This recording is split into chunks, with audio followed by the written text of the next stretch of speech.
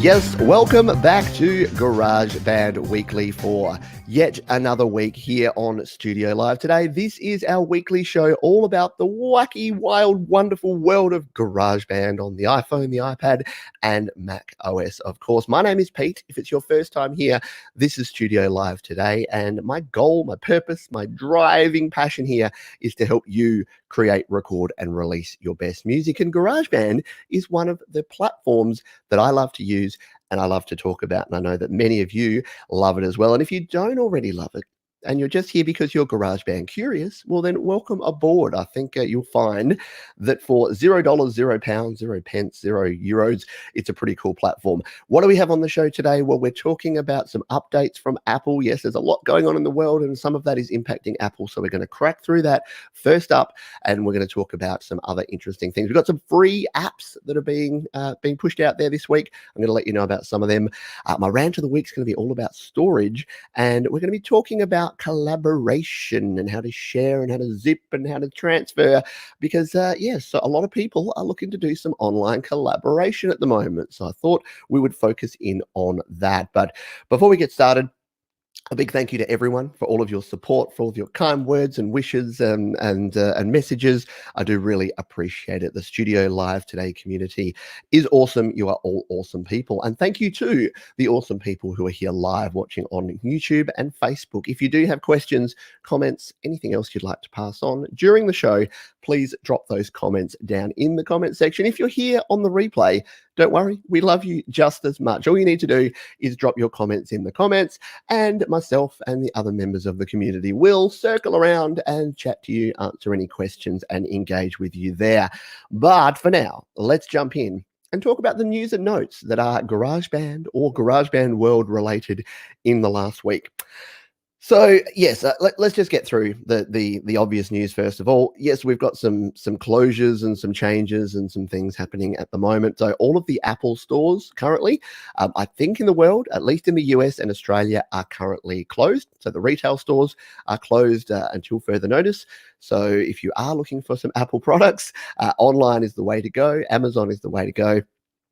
Because your local Apple store will probably not be available.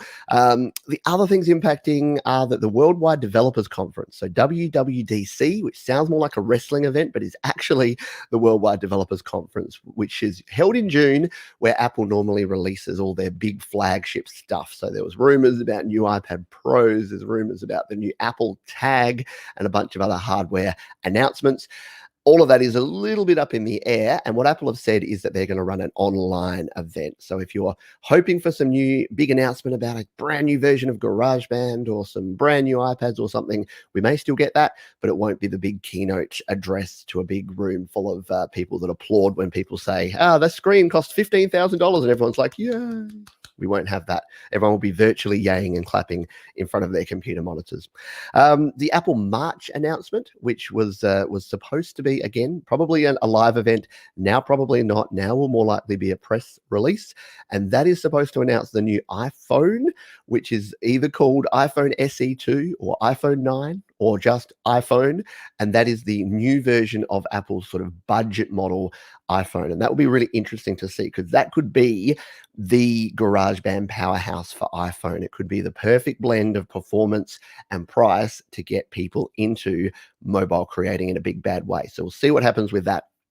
Let's talk iOS 14. I know it seems like iOS 13 just came out, but it's actually been out for more than 6 months now. iOS 14 has been leaked, or some of the details of it have been leaked, and I don't know how I feel about leaks. So you let me know in the comments here or in the chat. Let me know what you think. But yes, 9 to 5 Mac, who often get hold of these things, have found some bits of information in some code. They've done some trawling through some things, and they've found some information. So I'll share a couple that I thought were interesting here, and I've also got a link to the Apple Pro Explained video where they go into detail about this. But interestingly, Apple look like they're going to release some over-ear headphones. So you may be aware that Apple own Beats now. So they purchased Beats by Dre, and they already are producing headphones, but there's some new studio over-ear headphones that are kind of rumored now. Knowing Apple and knowing the direction they're going, they will probably be Bluetooth. and they will probably be super bass hyped. So I can't imagine that they're going to be the sort of things that we want to use in our mixing, in our mastering, maybe in our tracking on our GarageBand setups. But it's interesting anyway that at least they are going for some over-ear, and we might have some decent over-ear headphones as opposed to all of the earbuds and earpods and AirPods that we currently have. The other interesting one is that the humble mouse support in iOS 14 looks like it's going to get supercharged. So iOS 13, I already love. I didn't think I would love, but I love the iPad OS and the iOS 13 mouse support. It is very cool. If you've watched my tutorials, you'll see I use the mouse. You get the cursor, you can click around, you've got your 3 buttons, you can assign them, but it is pretty basic. It is essentially an accessibility function. So it's not actually doing things like you can't right click, you often can't drag and drop. It doesn't have all those functions that you feel that a Mac or a PC would have. However, iOS 14 looks like it's going to change all of that. It's going to have different cursors if you're over different things, as opposed to just the one target that we have at the moment. So it looks like it's going to be a lot more of a desktop experience. And along with that, the new smart keyboards look like they're going to get a trackpad. So this is showing that Apple are super serious about this push of iPad becoming the new laptop, basically, of being a desktop or a computer replacement. And you know, have you seen the Apple ad with the kid who's using his iPad and someone says, "Oh, nice computer." And he's like, "What's a computer?" Anyway, but yeah, that's the sort of thing they're going for. So that could be interesting to see what happens with iOS 14 and the mouse support. Some good news to finish off the news and notes here, and that is that we have some free apps. So we have 2 apps that are free at the moment that weren't previously free. So firstly, we have the Eventide. Isn't Eventide that? No, Eventbrite is what I'm thinking of. Eventide Rotary Mod, which is a Leslie speaker emulation. It's an AUV3 plugin of a Leslie speaker. So if you've got your cool organ or you've got your cool keyboard and you want to push it through a Leslie, which is a rotary speaker, think like old Doors tracks that they played, like the organ that had that sound, that's a Leslie sound, then you can use this, and it's free, and it's linked down in the description. So go ahead and grab that, because free is free. And the beauty of free is if you download it, even if you then remove it, it sits in your downloaded apps forever, and you can re-download it at any time. So there's really zero reason not to grab a free app when it's free, because they often don't stay free. The other one that's free at the moment is the Mini Moog Model D Synth, which is very, very cool that is now free for you to download and test out. So yeah, grab that one as well. That is down in the links below as well. So quite a bit of news and notes this week, because quite a lot happening or not happening or changing, I guess, is the way I'd look at it at the moment. If you're thinking, well, none of that's actually GarageBand specific, Pete, you're right, because we don't have any GarageBand updates on Mac or on iOS, and my gut feel is we're probably unlikely to until the WWDC in June. That may be where we see something. I don't know. I could be totally wrong. I just don't think it's the time that we're going to see any new sound packs or any new functions or features or anything added to GarageBand at this stage. However, we can continue using it as we use it right now. So let's check in with the folks that we have here live. Thank you to all of those who are here and who are having a chat. If you have any questions, please throw a question in front of them, and we'll get into that. Jade has thrown the links to those new apps, those free apps, down here in the chat. So please jump in there and grab those. You can grab the 2 apps for free. Let's go g'day to Benedict Stewart Music. Said, missed the first part of the show. Looking forward to the rest. Yeah, we've just kicked off, my friend. So yeah. And Jade says that, yeah, take the leaks with a serious grain of salt. As a developer myself, often code is inserted into software but not used in the final product. Very, very good point to make there, is that sometimes these things are leaked and then they never eventuate. What is it? Vaporware? That was the thing. More in the 90s and noughties that we saw that, but there was a lot of vaporware where things would be announced and then they'd never actually come to fruition. So we shall see. SM Borthwick says, over-ear headphones, Bluetooth? Nah. Yeah, I don't think that we need anything like that. Ethan baby. Hi Pete, I'm semi-new here. Quick question: are you into laptops or desktops? Yeah, that's a good question and an interesting question. I use a desktop PC now for most of the things I do, just because I have my mixer plugged in. I can put my two screens. I've got enough sort of power and enough outputs and inputs and things to actually work through.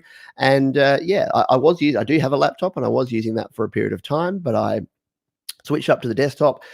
Yeah, I'm a bit ubiquitous when it comes to that. I like Windows these days because I've just got my login on both of them. Everything follows me. It's kind of like my iPads and my iPhones. Do I like iPad or iPhone? I kind of like both. Depends what mood I'm in. Depends where I am. Depends what level of portability I need. So I know that was a bit of a non-answer, but hopefully it's at least something. Hello to Washburn, who's here. We've got Signature Music Services. Hello to you. Great to have you here. Simons, hello to you. Abbey Road's in your pocket. It sure is.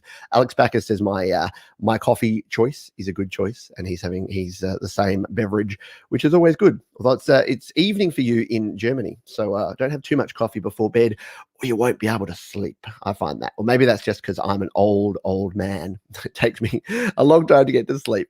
Alex Backus also says that Korg is giving Chaosillator away for free in iOS. Yes, I did see that too. I saw it just before I started the show, but there you go. Yes, that is free in iOS as well. Maybe Jade Star can grab that link. I know she's always on the ball. If you can, Jade, throw that down in the chat. We've got a question here from Dave Fiano. What is the best way to merge tracks and save system resources? Excellent question. If you don't know about track merging a track just means okay, let's start with the basics. It's only available in iOS at the moment. So on the Mac, you can't actually merge tracks. I know it's a bummer. I've had questions in the last week about it. I'm sorry. If I could change it, I would. But merging tracks basically means you select one or more tracks, and then you merge them down into one stereo audio file. This can be super handy if you say you're hitting the 32 track limit. You might want to grab 4 of your backing vocal tracks, merge them all down into one stereo track, and then you've opened up 3 additional tracks. The other thing it can do, as Dave is mentioning here, is save you on system resources. So every track, every plugin, every bit of processing that your iPhone or iPad has to do, it has to do in real time. So if you think about the fact that you're playing back and sometimes playing and recording a bunch of audio tracks, every one of those tracks has to be processed, and every plugin that you've put in there has to be processed as well. So there is a way, if you merge your tracks, what that does is it means it no longer has to process that track, it just plays it. So let's say you've got a track with 6 plugins. You've got a compressor, reverb, EQ, delay, flange, whatever. It's having to process all those plugins in real time. And especially if they're AUV3, third-party plugins, it's really having to work because it's having to run a separate app to run that plugin. So if you're finding that you're slowing down, you're getting optimizing performance a lot, a good tip is if you are saying, yeah, I'm going to commit to this guitar sound, then merge that track down. So grab the track, merge it into an audio file, because what that does is it bakes in all of the settings. It bakes in the panning, it bakes in the effects, it bakes in the volume, it normalizes that track, and then it sits there. So yes, some will say you can lose a bit of quality, and yes, you definitely lose the flexibility to change it afterwards, but it is a good way to save on system resources. And even if you take 4 tracks and then you merge them down into one, you mute those 4 tracks, they're not then having to be processed, and then you can just play back that one track. And here's a little secret. Optimizing performance, if you've ever seen that on your iPhone or your iPad, that's actually doing this. So what optimizing performance does is it is creating just a audio file version of every one of your tracks so that it doesn't have to process the audio. Have you noticed that once it's optimized, if you then go back and tweak one of the plugins on one of your tracks, it'll often optimize again because it's having to re-optimize that one track and put the plugins back on. So hopefully that makes sense and gives you some ideas there of what's going on and helps you out. Hello to Alex Yuld. Good to have you. Well, good to have you here. And apparently I can't speak anymore. And huge thank you to Alex Backus, who has thrown a super sticker. Yes, I don't talk about it a lot, but there's the ability to do a super chat where you can make a donation to the channel and you can put a super sticker, as Alex has done on here. And that all helps me, and the channel helps me ensure that I can keep creating videos. So I appreciate that, and I appreciate you all 100%. Let's jump back to the topics of the show. So this is my rant of the week. And this week I'm talking about storage space. So if you have an iPhone or an iPad, it has a finite amount. It has a limited amount of storage. Now, if you're lucky like me, you have an iPhone that has 256 gigabytes, which is just ridiculous when I think about the capacity of things I used to have. My first PC had 40 megabytes of storage because I'm an old man, but this has 256 gigabytes, which is just kind of ridiculous, and actually has way more RAM. There's two or three gig of RAM. I can't remember, but yeah, we have the ability to store a lot of stuff. However, we also use apps and programs that take up a lot of space, especially things like GarageBand, especially anything with audio or video, especially if you're recording full resolution 24-bit 44.1 kilohertz audio, you're going to start using up your space. So what do you do about it? How do you actually manage this? Well, there's a few options here. Now, recently, I did a video all about backup. So there were 5 different ways I mentioned in that. I showed you how to back up to the cloud, backup using iCloud, which is Apple's built-in backup, backup using Wi-Fi connection between your PC or your Mac and your iPhone or iPad, a bunch of other methods in there. So that's kind of the number one thing, is to do a bit of a cleanup. If you're like me, you've got a bunch of old projects that you're not currently working on stored right on your phone. They don't need to be on your phone or on your iPad. They can be stored on Google Drive, on Dropbox, on iCloud Drive, on a USB storage device, on your Mac or your PC. There's better places with more storage than what you have on your mobile device. So that's kind of tip number one, is now might be a good time to do a bit of a cleanup. Go back through your old projects. Now, here's the caveat, here's the warning, here's the tip. The .band project file format. So if you go into the Files app, and you should be familiar with the Files app. If you're not, search Pete Johns Files. You'll find a bunch of file management videos on the channel. If you are familiar with the Files app, you'll know that the GarageBand project files are in a .band format. They're actually a folder of files. So if you transfer those over to your Mac or your PC and you open them up, you'll see that they're a folder full of files. Now, that's great if you are just transferring directly using iTunes, or you're putting them on your iCloud Drive. If you are using a USB flash drive, if you are transferring them to Google Drive, Dropbox, OneDrive, Box, whatever the other ones are, there's a heap of different free cloud storage platforms. You need to zip them up. You need to compress those files. So if you want to send a file to someone else and you want to upload it to Dropbox, or you want to just back it up to Dropbox and have a bunch of files there, or use Google Drive, first thing you need to do is compress them. And I've got a tip of the week in this show that will help you with that. But iOS 13, iPadOS 13 has a compress function built right into files that you can use. If you don't have iOS 13 or iPadOS, then you can use shortcuts to create your own zip and unzip. And I have links. In fact, there's a link down in the description to how to do it with iOS 13. And if you have iOS 12, just search Pete Johns Zip, and you'll see the iOS 12 and earlier version to help you zip up. So zipping and unzipping is your friend. My tip is to for each individual project, select it, compress it into a zip file called the same thing as the project file, and then copy that over to wherever you want to store it. Then when you want to reopen it, all you need to do is download it and then unzip it, and it's right back there on your device. So that's kind of tip number one.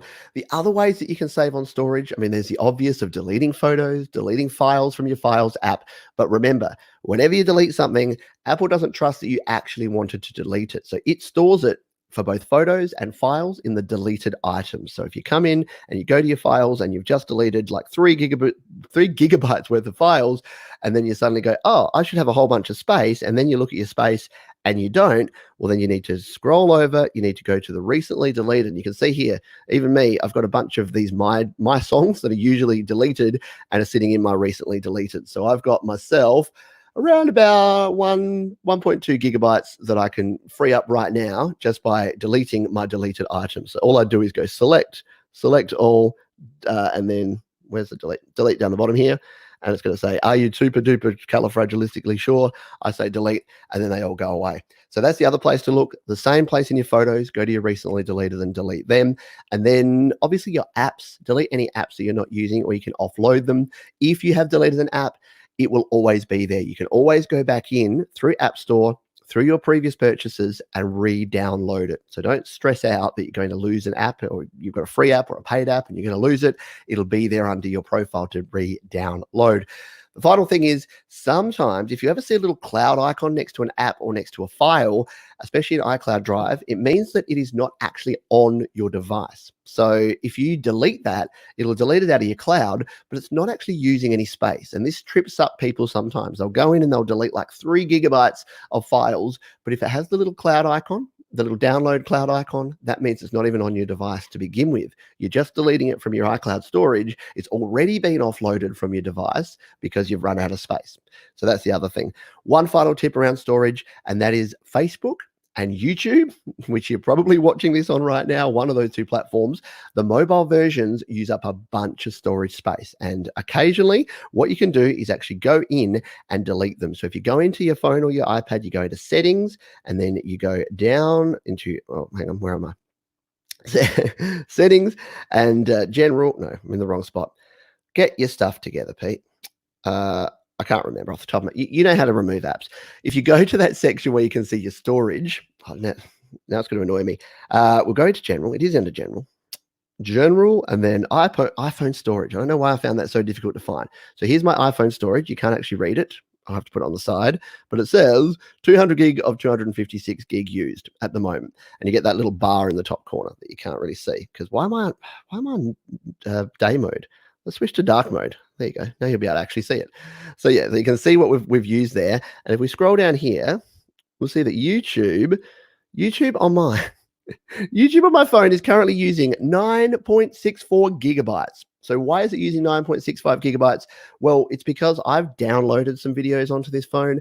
It has used some caching, which means that it just downloads copies of videos as you're watching them. Have you ever noticed that even when you lose your connection, sometimes your video will still play through and finish? That's because it's cached a copy to your phone. Sometimes it doesn't delete that. So check your YouTube. My Facebook is currently using 2.96 gigabytes. There you go. Facebook, 2.96 gigabytes of data.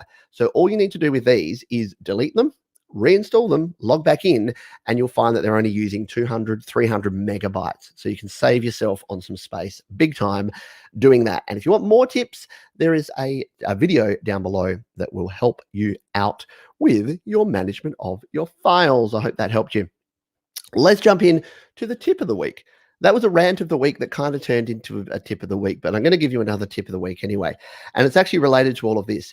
Because one way to share files with people, as I just alluded to, is to zip up your projects, to put them on Dropbox or put them on Google Drive, send that link to someone else, they download it, they download that zip file, they extract it, they do their changes, they zip it back up, they send it back to you. It's actually my preferred method of sharing. And I used it with Jade recently on my song No Apologies, where I sent it to her, she added drums, she sent it back, and I could open the project with her drums added. However, there is another way within GarageBand to actually do this. On your iPhone or iPad, you can actually share a project with a person. And I've got a video about this, again, which I'll link down below, so I won't go into super detail about here, but here's the things you've got to keep in mind. Number one is you've got to be on the iCloud Drive location to do this. So because this uses iCloud Drive to store and share your project file, you need to be on iCloud Drive. So I'm on iCloud Drive here. I'll come in and I'll grab a project. So here's my No Apologies final mix. So I've loaded that up there. There it is. If I go back to my songs, what I can actually do is share this. So if I select it in the top here, tap that and hit share, I can actually share this and I can share the project. But instead of actually sharing it out here with someone, I can actually add people. Now I've got to remember how to do this because there it is. Oof, hang on. Hold the line, please. It's hard to do something and show it backwards. There it is. So there's an add people button at the top here. And you'll only see that add people if you're in iCloud Drive. If you're on your device, on my iPhone, on my iPad, it won't show that. But if we tap on add people, it will bring up this. And what you can do, you can see you can add people via a message, mail, Gmail, Facebook Messenger, a bunch of different ways. What this is going to do is send them a copy of a link to the iCloud Drive, and it's going to give them permission to actually access this. What they then can do is actually download this to their iPhone or iPad, make changes. But here's the cool thing. The changes are made in real time, and then they're updated to your device. So let's say that I shared this now with Jade, and then I sent her a Facebook Messenger message. It would give her a link. She would click on that, and then she would go into this file. She makes some changes. She adds some cool stuff. She saves out of the file. I then go back into this file onto my device and it says, hey, Pete, there's an update here. There's a new version of that track.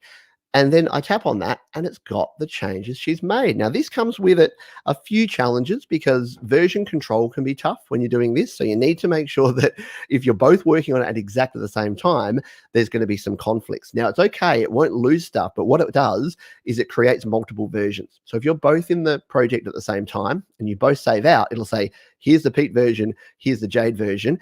And then it will create two sort of separate things. And then you'll have to grab tracks from one and combine them back in. So the safest way to do this and to manage this is to basically play like a game of tennis.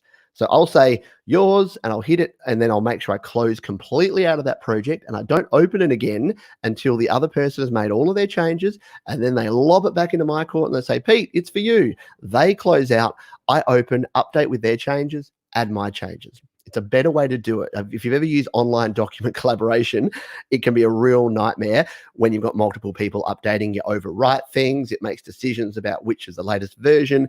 And then you end up with like 15 versions of the same project. So there you go. Sharing with other people. Who knew it could be so easy to do right here in GarageBand. So if you've never collaborated online with someone in GarageBand, do it. And you know what a good place to find people to collaborate with is the GarageBand Users Facebook group. And a big hello and salute to all of my friends over at the GarageBand Users Facebook group.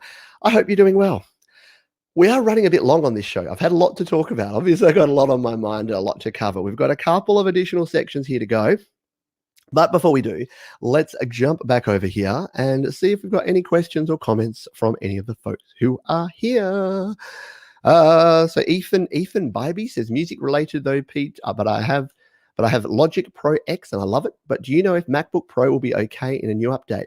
I don't know enough about the Mac hardware to really answer that. Yes, MacBook Pro depends on the version that you have.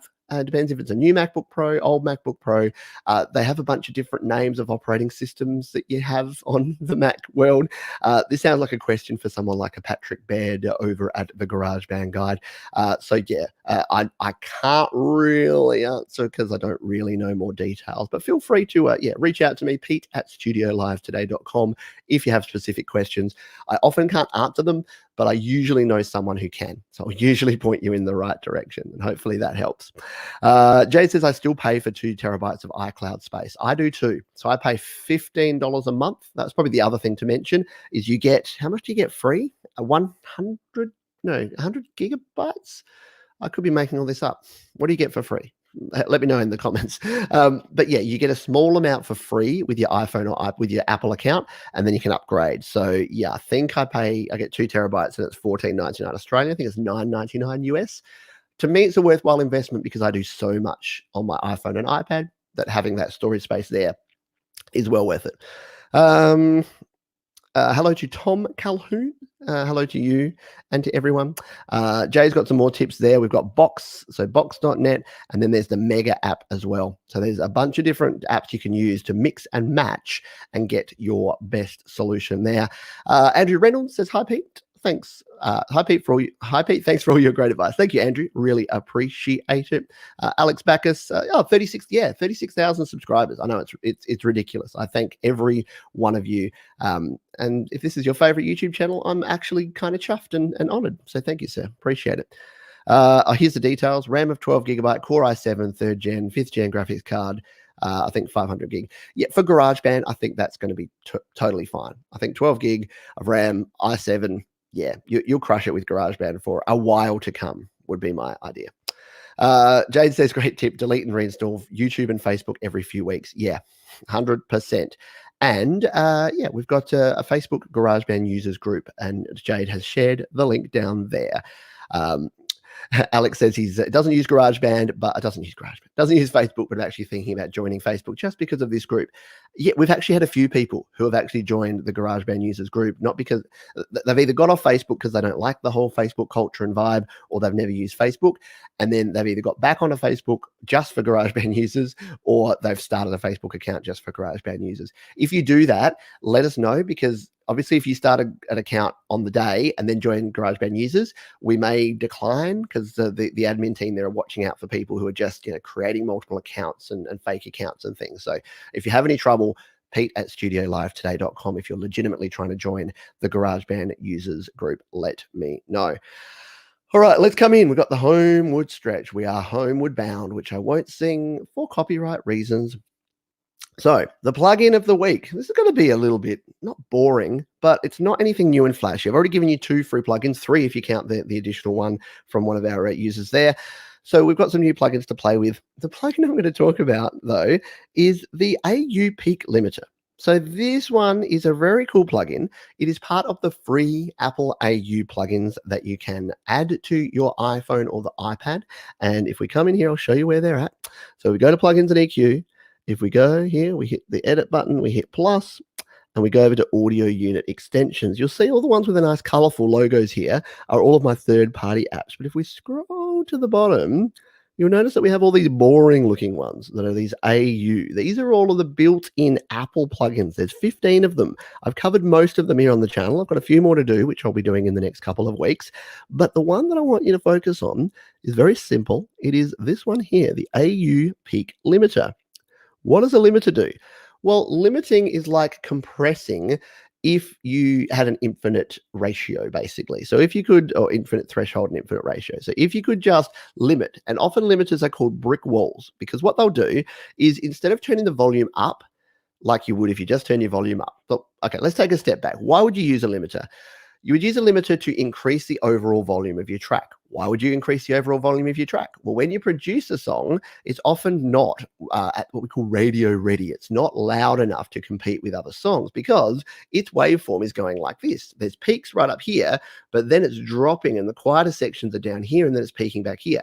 Now, what you don't really want to do is limit everything, like just brick wall it all up to the top so that your quiet parts are sounding exactly like your loud parts, but you also don't generally want that much gap. You want about that much gap. You want enough difference to hear the dynamic range, but enough boosting to make your tracks really pop without getting distorted or pumping or things like that. So what can the AU Peak Limiter do? Well, it can do exactly that. So all you need to do is dial in here. You've got your gain dial here, and then you've got attack and release. It's very simple, but all you need to do is dial up that gain, and that will just push your volume up. But unlike a volume fader, it won't push it up over 0 dB. It will actually stop at 0 dB, but it will pull all the rest of it up. So imagine that that's your 0 dB, and here's your volume. If you turn the volume up, it can go up and past that. And at this point, it's peaking, it's clipping, it's distorting, it's sounding horrible. What a limiter does, instead of just going up past that, it goes up to there, but as soon as it hits the wall, the rest of it just comes up to join it. I don't know, weird visualization here. If anyone came in halfway through the show, they're like, what the heck is going on here? Hello. But hopefully that makes sense. The bottom line is it's a way to compress your audio, especially your final master track, to make sure that it can actually be competitive. So if you're doing no mastering at all in GarageBand and you want to do just one thing that might actually help your track be more competitive, if you're putting it on SoundCloud, if you're putting it on YouTube or Facebook, and you're like, why is it when I listen, someone else's song plays and then mine plays and mine sounds so much quieter? It is probably to do with limiting. Well, mastering in general, limiting more specifically. So download and use the free Apple AU Peak Limiter, and you'll be good to go. And if you search Pete Johns free Apple plugins, you'll find a heap of videos showing you just how to do that, as well as down in the description. If I was smart enough, I put it down there. Let's jump into the resource of the week. And it's a bit of a weird one because I've been talking about compressing and uncompressing all through the show. And so the resource is the ability to zip and unzip. It is super convenient. If you want to zip up a whole bunch of files, let's say you got 10 different picture files and you want to share them with someone, instead of using all 10, you just zip them up into one zip file, you share them. You got 5 audio files, you zip them up, you share them. You've got a GarageBand project, zip it up, share it, but whatever it is, whatever you've got. And here's the key things to remember. You need to be in the Files app. Oh, you can't really see it there, but you need to go into the Files app. Don't go into GarageBand to manage your files. I know they look exactly the same. Here's the stupid thing. If we're here in the Files app, actually, yeah, there we go. We're here in the Files app. It looks exactly the same as if we were in GarageBand. We can come in here. We can even open GarageBand files from within the Files app, which makes it super annoying. Because if we come out here and we go into, say, GarageBand, like that, oops, we're in our project. We'll go out of there. So the files in GarageBand looks like that, right? So it looks like we've got the same structure, the same file setup. This looks like it could be files, but we're not in files. We are in GarageBand. And if we go back to files, I still haven't got used to the app switching on the iPhone 10, by the way. If we go back into files here, but yeah, what we can do is anything that's on here, we can actually zip up. So if we go to our GarageBand for iOS, and we just randomly grab, so here's a couple of files. So say we wanted to select an image file there, and another zip file, another like audio file, another project, whatever we have there. We can then actually down the bottom right here, tap on that and hit compress right here in the middle, except you missed it, right here in the middle. And that will actually compress all of those files together into one zip file. And it's as simple as that. Like that's all you need to do to zip stuff up. And then to unzip it, it's right there in your project. It's got archive.zip. You can rename it to whatever you want, and then you can unzip it from there. I'm just going to delete that. Otherwise, I'll be like, why did I zip up those 4 random files into one spot? Anyway, so zipping and unzipping. Now, if you're not on iOS 13 or iPadOS 13, you're running an older version or an older device, don't fret. There's another option. So if you search Pete John's Zip on the YouTube, you'll find another way, which is to use the Shortcuts app to create a zip unzip shortcut, and you'll be good to go. Righty-okey. Excuse me. Sorry about that for coughing in your ear. Hello to Satish Robertson. Great to see you, my friend. The AU Peak Limiter is a lifesaver. It is indeed. If you're just working on that project, you're like, this just needs this little tweak, but you don't want to risk clipping and turning your volume up, it is a great way to go. Rick List says, did I just miss how to enable those? Have I forgotten how? Yeah, maybe. Check the description. There's a few videos down there, Rick, that'll help you out, my friend. But good to see you as always. Righty dokey. I think we are literally about 10-15 minutes over the time that we usually allot for GarageBand Weekly. Obviously, I had a lot to say, so I hope you got some value out of this. If you did enjoy the show, if you got some value, please hit the like button. That just tells me that you would like to see more shows like this. If you're not already subscribed to the channel, I encourage you to consider subscribing. I'm out of practice. And if you want to find out any more information, head over to studiolivetoday.com. All the ways you can get in touch with me, all of the resources here on the channel are linked right there. Thanks again for watching, everyone, and I'll see you next time.